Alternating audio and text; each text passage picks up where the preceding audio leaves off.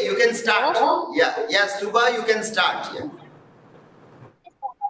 Firstly, mythological story. The traditional stories of gods, kings, and heroes shows the relationship between the gods and people.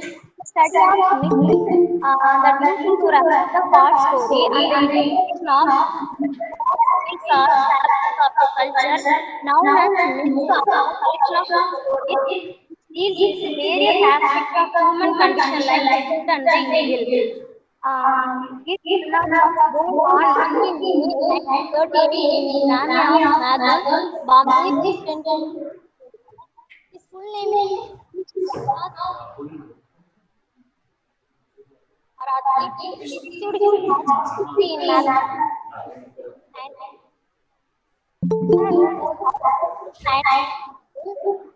went England to study for a master's at the university. His other famous plays, Yayati Gokula Nagamandala, and the play Hayodhana is one of his most famous works. In Hayodhana, Bernard maps the use of myth to show the weakness of gods and the goddesses. Hayodhana is the Indian Sandan language too actually. The plot based on the Thomas Mann's translation itself. My topic is the theme of incompleteness. In the play, incompleteness is the story of the two friends who is falling in love with the same woman who accidentally swap the heads of the two men. And Hayavadana, a horse-headed man, he searches his identity as a complete human being. He is the product of the marriage between a princess and a celestial being, horse. He searches his identity as a complete human being. Hayavadana stands as a embodiment of the incompleteness because he is neither a human nor an animal. In Hayavadana, the theme of incompleteness is presented at three levels: animal level, human level, and the divine level. Finally, I conclude my topic. Hayavadana is a truly mythological story. Thank you, sir.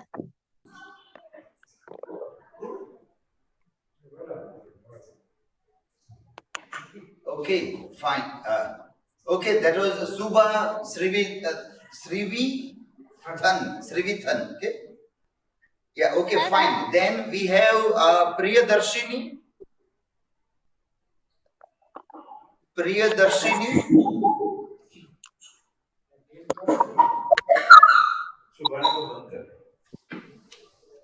I have completed my presentation already, sir. Have you made the presentation? Sir, I have done it already. I have completed already, sir. Okay, fine. Yeah. Okay, Srinidhi. Thank you. Srinidhi, have you made the presentation? No, sir. Yes. No, I haven't. Yeah. So please start your presentation. Okay, thank you, sir. I'm Sridhari, research scholar from Gardner University. I would like to present a study on Neil Mukherjee's A Life Apart, focusing on the trauma the protagonist endured and how it continued to have an effect on determining his life choices long after the traumatic circumstances have ceased to exist. My paper, Turning Away at the End of the Road, Resilience in the Wake of Trauma in Neil Mukherjee's A Life Apart, focuses on the protagonist's choice to stay back in England as an illegal migrant. I used two theoretical frameworks for this study. The first one is Giorgio Agamben's concept of bare life, and the second one is Albert Bandura's theory of triadic reciprocal causation. The objectives of my study are to elucidate on the precarious and vulnerable existence of the illegal migrant, to understand the impact of personal trauma on one's perception of social surroundings, to understand how personal trauma is situated in the larger social fabric. The protagonist of the novel, Ritik, had to face severe physical abuse from his mother. He had to grow up terrified of minor mistakes because the because that would result in her wrath. The novel, however, starts from the death of his parents, freeing himself of the responsibilities that was placed on him by his parents and the society. After the death of his parents, Ritik goes to England on a scholarship for 2 years. Um, yeah. So the turning point of the novel is when Ritik decides to stay back as an illegal migrant. He talks about his choice in this way in the novel, and I quote: "One runs away from its country because of war, famine, torture, repressive regimes, and all that sort of thing. Those are very serious things, but isn't someone justified in turning one's back on unhappiness, just turning away from the end of a road?" I use Giorgio Agamben's concept to uh, examine what all this choice entails. Agamben's concept of bare life refers to a conception of life in which the sheer biological fact of life is given priority over the way a life is lived. The idea originates from a Roman reference to a man who could be killed by anybody, uh, but who is considered as sacred and therefore cannot be sacrificed. Agamben himself used this concept to refer to refugees. Um, but however, Ritik does not consider himself as vulnerable, although it really didn't help him in the end because he was killed because he was a brown man at the wrong place. Uh, and next, I would like to elaborate on the reasons for his choice, and for that, I use the theory of Albert Bandura. Social cognitive theory of Bandura explains psychosocial functioning in terms of triadic reciprocal causation. In this model of reciprocal causality, internal personal factors in the form of cognitive, affective, and biological events, behavioral patterns, and environmental events all operate as interacting determinants that influence one another bidirectionally. So, in this case, Ritik's behavior, Ritik's person, and his social environment mutually influence each other. The trauma has had a deep effect on his psyche, but it has also had a deep had an influence on his perception of his social surroundings. That is, he holds a grudge on his family. That was primarily the reason for his mother's behavior, and also on the society because it has enabled that behavior, normalized and admired her for rolling over her sons with an iron fist. But we realize that this does not simply entail to his immediate surroundings, but also on his perception on the Indian society as a whole. That is, for Ritik, the Indian society, although he is a legal adult there, it limits his agency. But on the other hand, the English society gives him a sense of agency and a strong sense of his ability to exercise free will, although he is an illegal migrant and therefore doesn't have any sort of legal rights. Ritik's action may be seen as the result of the trauma he endured during his childhood, but more importantly, it's his resilient attempt to be devoid of the same environment that put him in such a vulnerable situation. Thank you.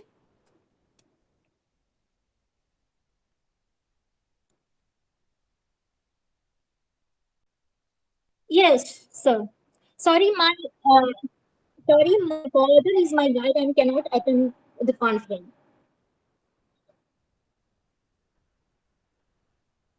He cannot attend the conference due to some personal reasons, sir.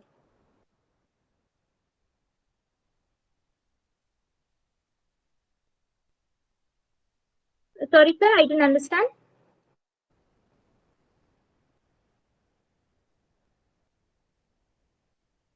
Okay, okay, sir.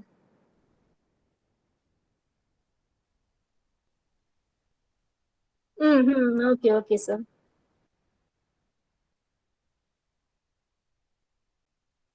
Yeah, sure, sir. If you can, please do consider. He is my guide. Okay, thank you.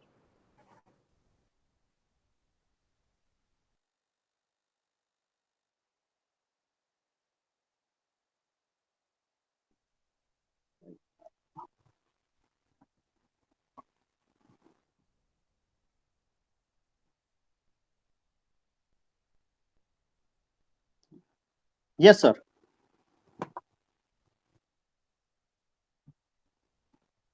Yes, sir. Yes, sir. Good evening, sir. I am Vishnu Panchal, research scholar, Department of English, KSKV, Kutch University, Bhuj. The topic of my paper is use of magical realism in the select novel of Toni Morrison. Toni Morrison is a Nobel Prize winning African American writer and thinker. She is quite frequently labeled as magical realist. The present paper aims to carry out magical realism as one of the narrative technique of Toni Morrison novel. She has deployed magical realism to inculcate post-coloniality. The researcher has delimited his study up to two novels by Morrison, namely Beloved and The Bluest Eyes. The paper aims to shed some light on post-colonial features like hybridity, suppression, resistance of decolonization, etc., which have been deployed through the use of magical realism as a narrative technique. The researcher will carry out the analysis of magical realism, which Morrison had deployed with a bit of sharpness. The present study will also focus on the situation in which the characters find themselves puzzled. The characters are constantly in search of identity. The researcher will make an effort to how why is Toni Morrison often labeled as magic realist. The paper studies the relevance of magical realism in the novel of Toni Morrison, through which she is writing back to an empire. To achieve research objective, the researcher has applied qualitative research design and descriptive analysis of the selected novels. The researcher will carry out an analytical study of magical realism in Beloved and the Blue Skies through the descriptive method of research. Uh, Now, the introduction of the paper. The present paper highlights the narrative techniques of Toni Morrison, who is a well known magic realist. She is an African American Nobel Prize winning novelist. Her novel breathes reality and fantasy in a magical way. The term magical realism is first appeared in the context of art, particularly by German art critic Franz Roh. He used the term magical realism to describe the artistic work of post-expressionist artists of the 1920s. During the 1950s and 1960s, the term magical realism has been associated with literary work of Latin American fictions by writers like Gabriel Garcia Marquez, Alonso Campia, Julio Cortázar, George Luis Borges, and Salman Rushdie, John Pauls, etc. Uh, Magical realism in literature is the best described as an amalgamation of reality and fantasy. The primary requisite is the almost seamless coexistence of the supernatural and natural, the fantastic and dreamlike visions alongside everyday events of life. Magical realism is also used by Morrison in her novel with a bit of sharpness so that her novels are in search of character, situations, or writer approaches that might have earned the authors the magic realist label. As stated earlier, by the using narrative techniques of magical and real episode of life, Morrison's novels are able to claim African American ancestral folk beliefs as a transformative power.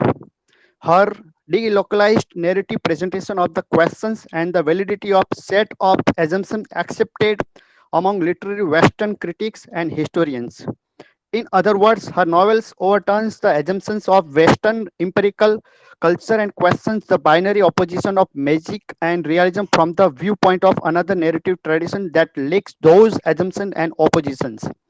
By applying magical realism into dominant Western culture from of the novel, her text can reverse the Western indigenous binary upon which Western realism is based. According to the delocalized narrative of Morrison, magical realism moves discursive power from colonizer to colonized, similar to post-colonial works, and offers a fictional ground in which alternative narrative visions of agency and history can be imagined.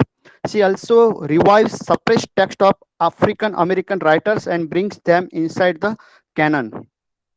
Now, use of magical realism in the novels named Beloved.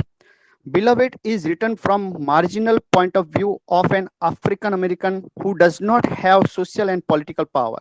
It is the story of Siti, an ex-slave who grieves the fact that she murdered her baby girls in order to save her from the life of a slavery. She mourns so much that her grief becomes manifest into a body of a young woman named Beloved, a ghost in the beginning, the same as that city that baby would have been had she lived. The presence of two opposing discursive systems of magic and real in Beloved can reflect the tension between the colonized and colonizer discourse in a post-colonial context. Applying post-colonial terminology, realism represents the hegemonic discourse of the colonizer, while magic refers to the strategy of oppositions and resistance used by colonized. Magic realism provides a way to fill in the gaps of cultural representation in a post colonial context by recovering the fragmentation and voices of the forgotten histories from the point of view of the colonized. In other words, magic realism may serve as a transformative colonizing project of an alternative imaging histories.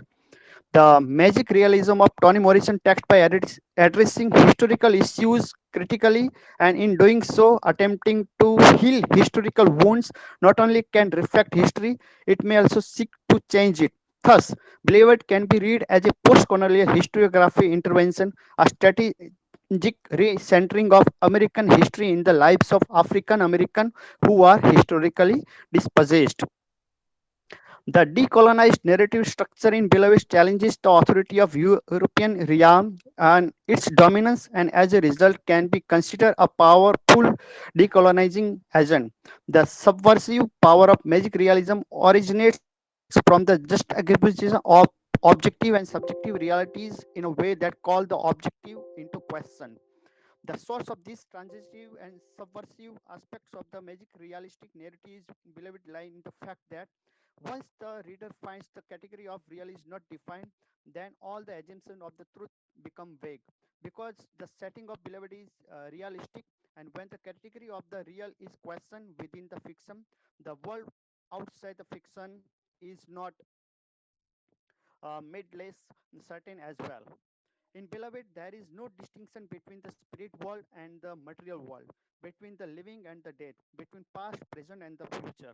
The family accepts the presence of a child ghost who later takes human form as grown-up version of the child who was kicked by Sethi 18 years earlier. Ghosts thrive in magical realist fictions and are central to definitions of magical realism as a literary mode.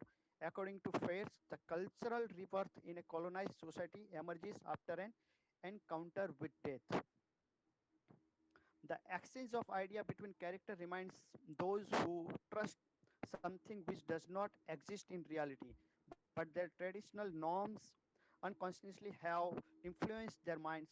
Here, Subhas Yadav comments with reference to magic and reality that people perception is unlikely reality due to their involvement in the world of superstitions. That if there is a ghost in a story of magic realism, the ghost is not a fantasy element but the manifestation of the reality of people who believe in and have real experience of ghost. Now, uh, there is also magic realism in second novel called The Bluest Eyes. Morrison has received much appreciation, generating inspirational literary text for many years. She is one of those who has given her readers work like The Bluest Eyes and earliest findings illustrates the real story of a girl desiring blue eyes. Here, Morrison is not giving remedies to complex social issues. She is just opening the horizon for the reader to think and meditate. Pecula Bridlaw, the main character of the novel, confronts the harsh fact of life. She is the prey of such cultural ideology where everything is possible by hook and crook. Morrison, through the character of Pecola, presents such cultural reality which ruin the innocence of a child. She not only exposes false belief but also reveals the impact of such beliefs on the personality of child. The yeah yeah uh, uh, Yes, sir. Yes, sir. Yes, sir. Yes, sir. Actually, sir. Yes, sir. I will now complete it. To sum up, the post-colonial literature deals with the cultural identity of the subaltern in colonized society, and also the dilemma of developing a national identity after colonial rule. This struggle of identity, history, and future possibilities are present in magic realist work of Toni Morrison. Introducing a magical character with a narrative voice, Beloved distorts the traditional conception of reality according to European definitions. Moreover, Beloved and the bluest eyes become the medium through which victim of the middle passage gain a literate voice. In this way, Beloved and bluest eyes can be understood as a writing back from the periphery. According Morrison's works adds to the incomplete canon of American literature that had neglected the story of the silent African American who survived slavery. In words, being dedicated to 60 millions and more, Beloved and Blue Skies are quite successful in memorizing a vast absence that words can never fill.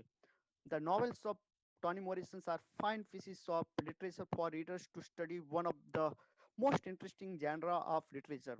The novels of Morrison, such as Beloved, Paradise, The Blue Skies, and The Song of Solomon, etc., traverse us between the fantasy and reality. Finally, while concluding, the researchers here say that Toni Morrison is a magic realist. Thank you, sir. Thank you very much, sir. Yes, sir. It is over, sir.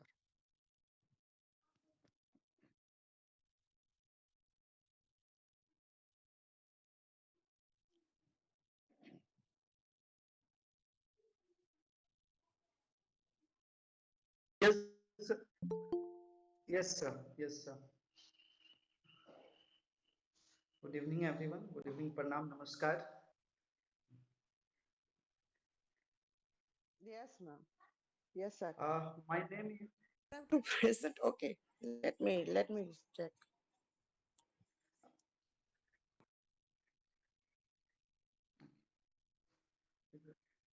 yes, yes, sir. Yes, sir. So my name is Rahul Krishna Gautam, Assistant Professor in English, Government Arts and Science College, Morwa Haram, Panchmahal, Gujarat. Here I am presenting my topic, the studying the oral tradition of the folk epic Alha in the Bhojpuri region. Uh, as you all know that in Bhojpuri region, which comes in some part in the eastern part of Bihar and the western part of western part of Bihar and the eastern part of Uttar Pradesh, there is a region called the Bhojpuri region, and in that region I am talking about the origin, transmission, and reception of a folk epic, that is Alha. Alha is a folk epic which has its origin in the 12th century, the time when there was a Prithviraj Chauhan, and there was the Parmal king, King Chandel.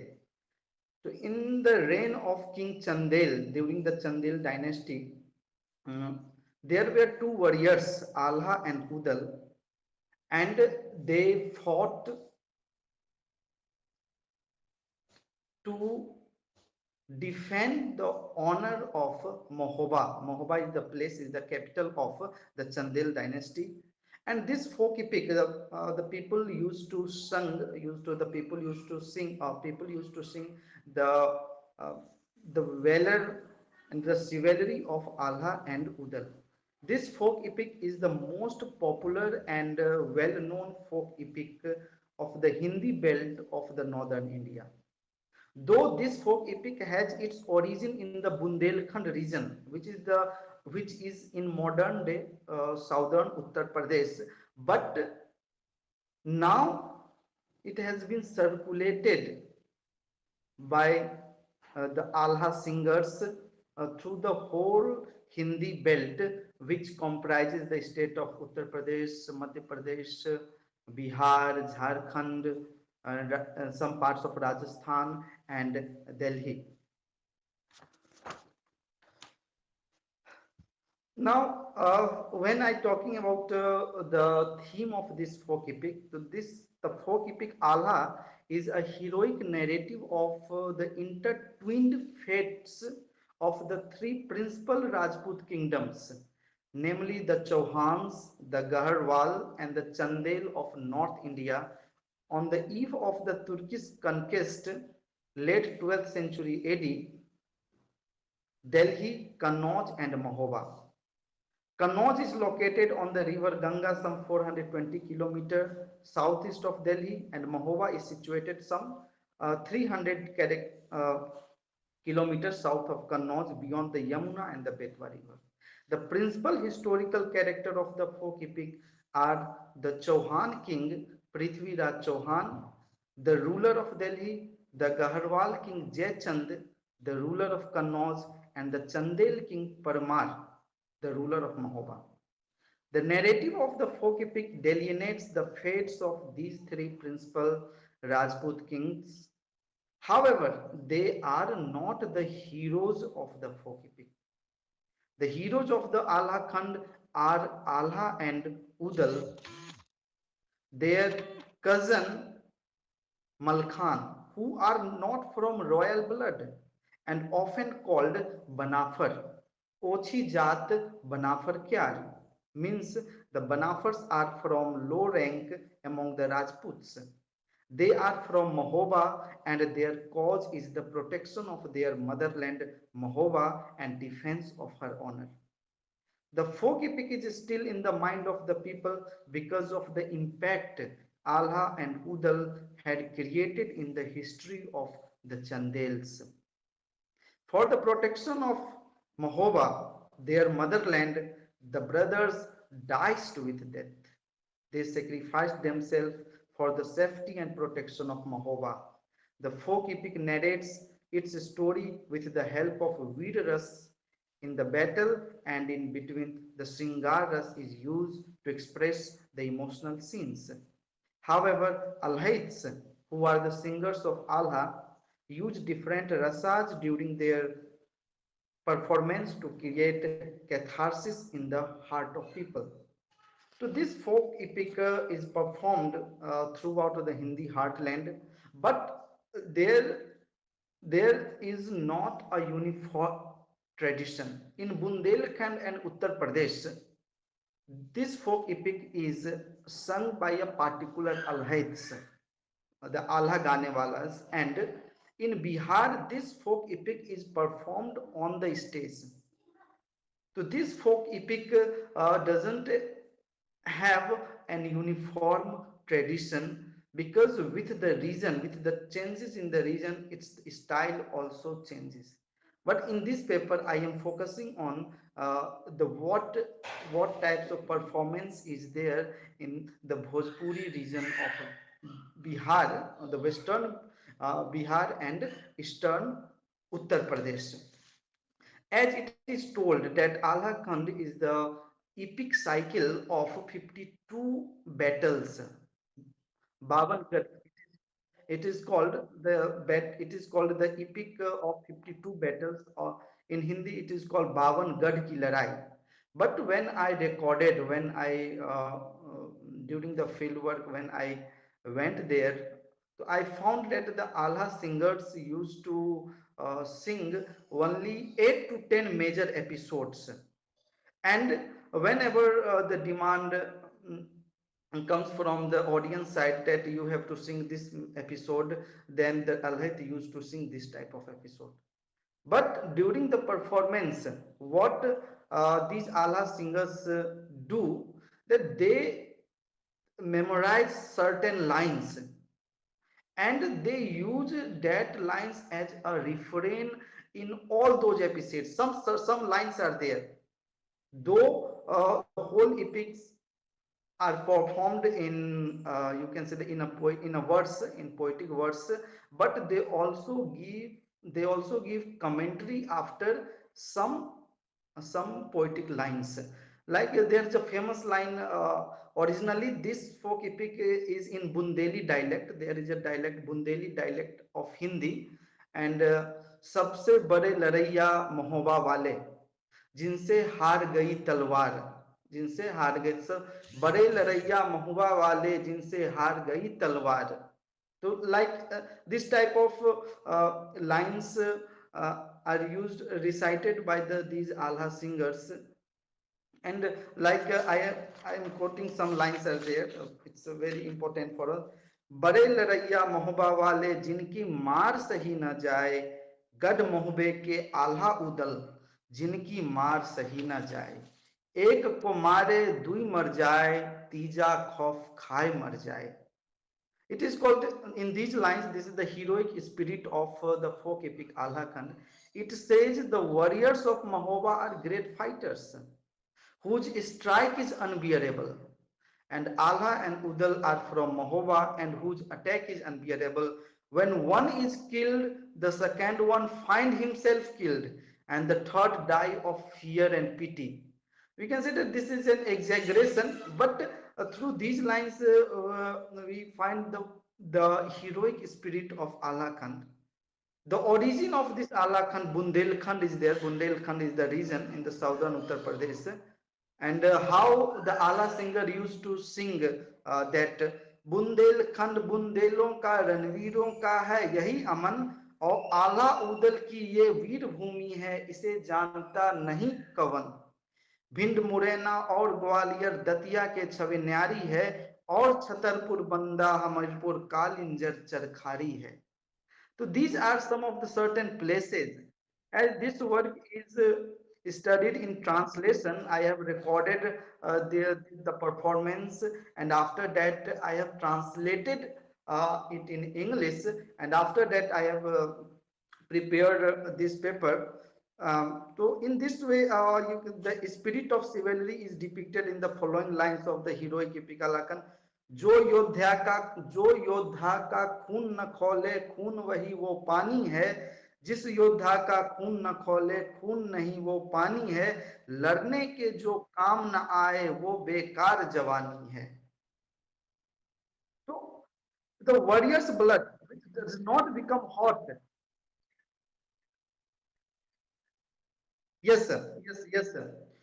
So here what the Allah singer is talking, that the warrior's blood which does not become hot is not blood, but the water, and the youth is worthless which does not help in fighting. So this is the spirit of Allah Khand, and the major episodes which the Allah singer used to perform, like the first episode is Maro Gad ki Ladai, Naina Gad ki Ladai, Pathri Gad ki Ladai, Narwar Gad ki Ladai, Sirsa ki Ladai, Bhujariyon ki Ladai, and Nadi Betwa ki Ladai. And what happens in the climax in the year 1182? These heroes Allah and Udal fought against Prithvi Raj Chauhan in year 1182. And it is said by the Allah singer that in that war, though these heroes were defeated by Prithvi Raj Chauhan, but it weakens Prithvi Raj Chauhan so much, that he cannot confront the enemy, the Turkish enemy of Muhammad Gori, which is that is written in the history, that the battle of Tarain of 1191 and the battle of Tarain on 1192. And after that we know the history, that how the Hindu empire fall after the defeat of Prithvi Raj Chauhan. So in one way we can say that the concept of nationalism, the concept to save the motherland among these Rajputs, which are the major themes of this folk epic, that at that time in the 12th century the kings were fighting, and they didn't have the concept to that we have to fight as a whole, we have to unite the other king, and in this way our India Hindustan became a slave for for yes, now India has become freedom, and this is my you can say this is my topic, that Alada is studying the oral tradition. I am is oral tradition of the folk epic Alha Khand. Thank you, sir, for giving my time. Thank you.